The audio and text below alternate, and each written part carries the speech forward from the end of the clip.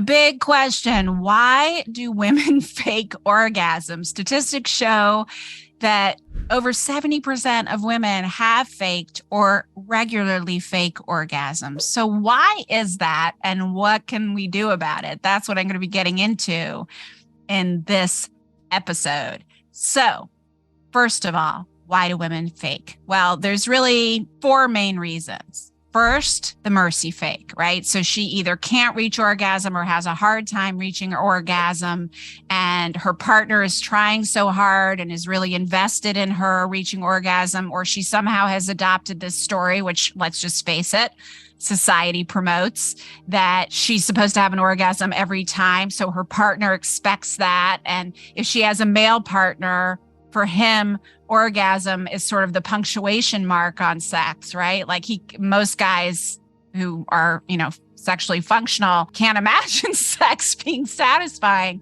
without an orgasm. But the truth is only 30% of women reach orgasm with intercourse.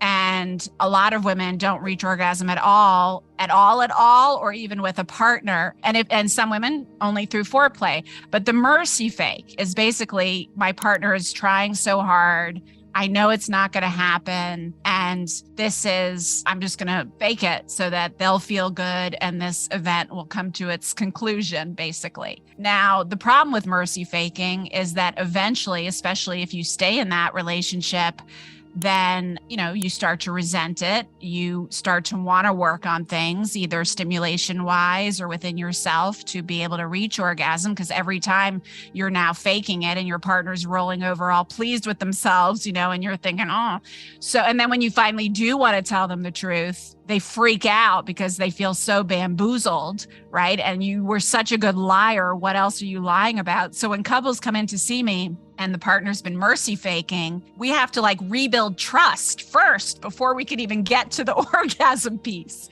right? The second reason women fake is because they don't really know what an orgasm is supposed to feel like. It may seem surprising if you're someone who's orgasmic, but I can tell you, as someone who works with thousands and thousands of women, that many, many, many, many women of all ages ask me about what an orgasm feels like because they're not sure they've ever had one. And there is some truth to that saying of if you're not sure whether you've had an orgasm or not, you probably haven't. But it's also true that maybe you're having a variety of sensations. And if you're not super embodied or attuned to your body, maybe you're missing it. Basically, what an orgasm is physically is an intense contraction and release of muscle tension in your pelvic floor and around your genitals that feels super pleasurable. And one of the best ways I've heard it explained is heightened arousal. So what happens is that you move through arousal, then you move into a phase called the plateau where the arousal kind of evens off. And then you get to orgasm, which is this big peak. And then you go down into resolution, right? And if you're multi-orgasmic, you just go a little bit into resolution and then you go into arousal, plateau, and orgasm again. So the best way to explain it is that the arousal, and especially the plateau, is the equivalent, it doesn't feel this way, of having a sneeze coming, when you really have to sneeze and it's right on the edge and you feel it coming. And then the orgasm is the release, is the sneeze. Of course, the sneeze feels even better than a sneeze that's been building up and it's around your genitals and pelvic floor. So it's very pleasurable. But a lot of women fake it because they're not sure what an orgasm is and if they've ever had one. And so the best way to really figure that out for yourself beyond this description I just gave you is to try it on your own through self-stimulation, either with a toy or manual stimulation. Move through the process of figuring out what orgasm feels like on your own, and then you will be able to figure it out with a partner. The other reason women fake is because they don't feel comfortable kind of directing a partner and they need certain kinds of stimulation in order to reach orgasm, or they can reach orgasm when they're by themselves and doing this in this particular position or, some sort of using a stuffed animal or a toy or whatever else, and they can't really figure out how to replicate that with a partner, or they're with a partner who's just not getting the instruction, or they do need certain kinds of stimulation or more foreplay or more of that and less of this, and they don't feel comfortable telling any of this to their partner or directing their partner. Not that you should be like a movie director directing them the whole time, but you should be able, ideally, to articulate what turns you on, what you like, what you want more of, what you could, what you're not as into. You can say in a gentle way, just focusing on what you'd like more of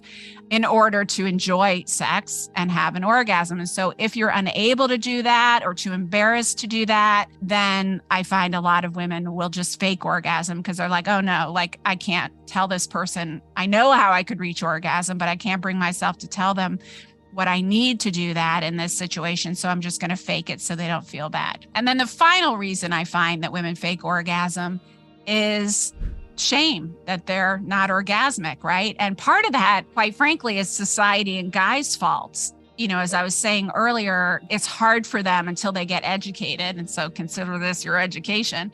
It's hard for them to envision sex being super pleasurable without an orgasm occurring, because that's how it is for them. And it's, like I said, the punctuation mark, like how can sex be finished if we both don't reach orgasm? And God bless them. Like 50 years ago, that would not have been the case, especially with male partners. They didn't care whether women reached orgasm or not. So this is a great development, but we just don't want that pressure to go too far. And also I find that for many partners, male, female, and in between who are with women, they kind of take it personally when their partner doesn't reach orgasm. And sometimes it is personal that they don't know what they're doing or they don't understand a woman's anatomy. But a lot of the times it's just what men need to understand about women is that we don't, even the most orgasmic women do not reach orgasm every time they have sex. They don't.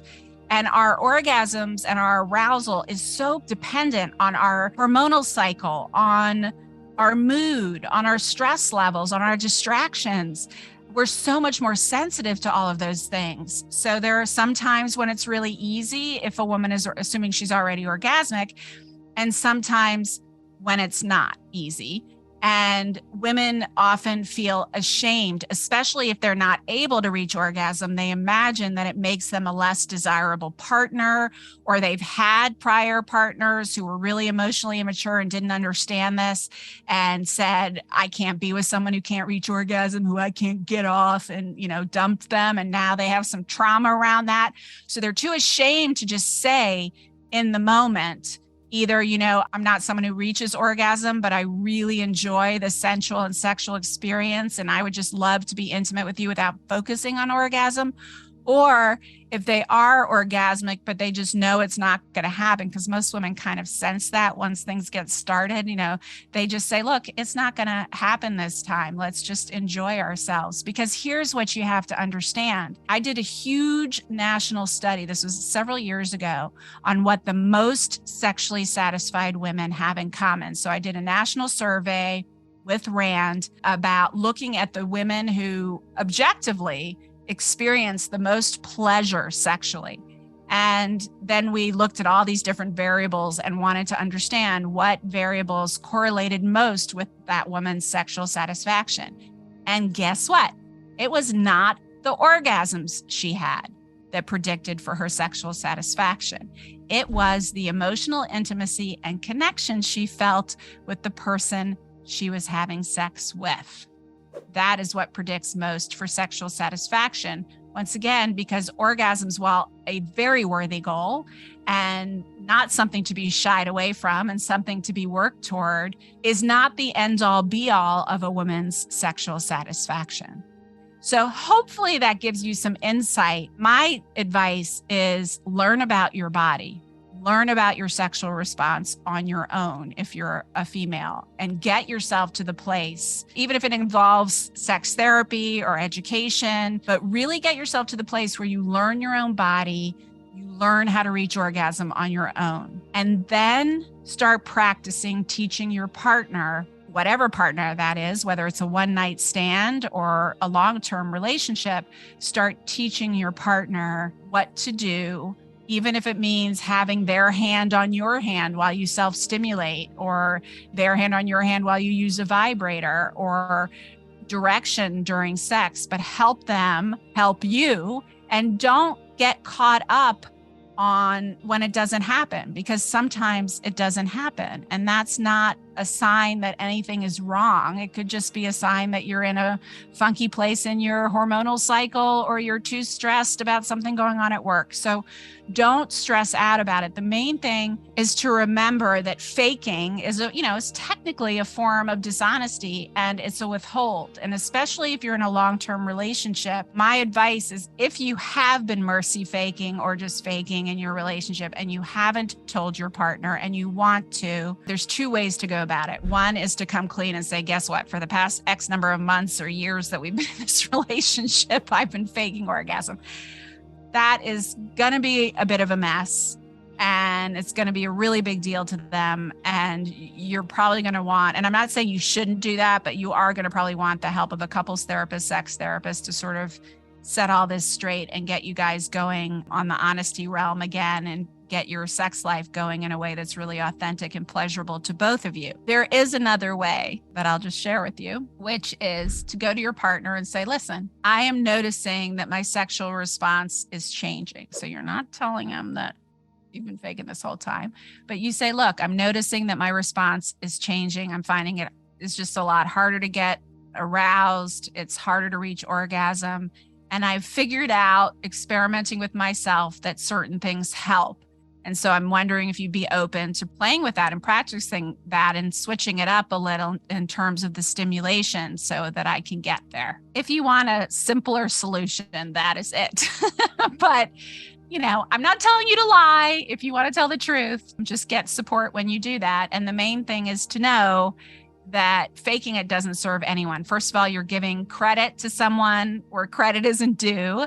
But more importantly, you are cheating yourself of something really beautiful, and you aren't honoring yourself, right? And you're sort of taking the easy way out to avoid the pressure or to avoid rejection, when what's really required in every moment of our lives, if we can aspire to that, I mean, I'm not expecting us to achieve it, but if we can aspire to it, when we live in authenticity and claim the truth, that's when the magic in our life can really happen. If we aren't willing to be honest with ourselves, much less with our partners, then how can you create positive change for the better? And a good relationship is always changing for the better. So let me know if you have any questions about this or anything else. I will make another episode for you about why women can't reach orgasm and what you can do about it.